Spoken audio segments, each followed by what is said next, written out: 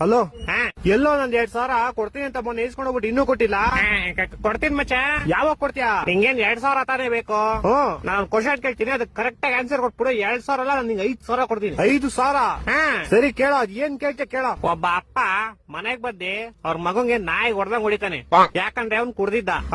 ಇವಾಗ ಇದ್ರಲ್ಲಿ ಕುಡ್ದಿದ್ದ ಯಾರು ಹೇಳು? ಅಪ್ಪ ಮನೆಗ್ ಬಂದು ಅವ್ರ ಮಗನ್ ಕೊಡ್ದ, ಯಾಕಂದ್ರೆ ಅವ್ನ್ ಕುಡ್ದಿದ್ದ.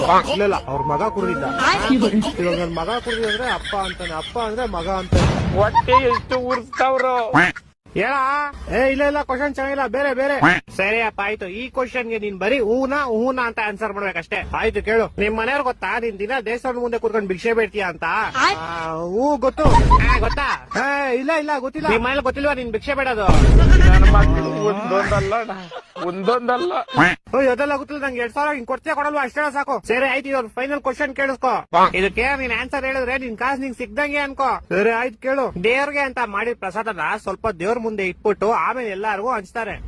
ಆದ್ರೆ ದೇವ್ರಿಗೆ ಅಂತ ಹಾಕಿದ ದುಡ್ಡನ್ನ ಸ್ವಲ್ಪ ತಾದ್ಮೇಲೆ ಎಂತಕ್ಕೆ ಎಲ್ಲಾರ್ಗು ಹಂಚಲ್ಲ? ಹೌದು ಮಚ್ಚ, ಇಷ್ಟು ವರ್ಷದಿಂದ ಈ ಕ್ವಶನ್ ನನ್ ತಲೆಗ್ ಬಂದೇ ಇರ್ಲಿಲ್ಲ.